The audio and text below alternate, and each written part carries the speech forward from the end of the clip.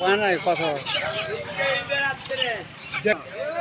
1300 চার দিয়ে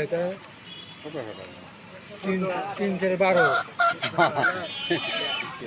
325 টাকা করে দাম চাইলো। ওদের মধ্যে টাকা 700 দিবি। আপনারটা কত তাই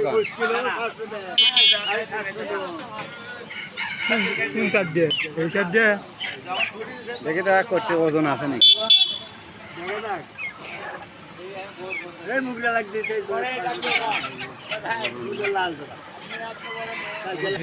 কত পাবেন আপনি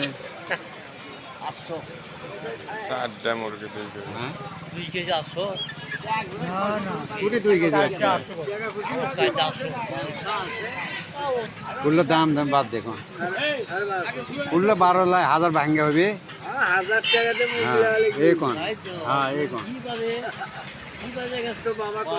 900 টাকা তো বলতে 8টার দাম 700। দেখেন বাবা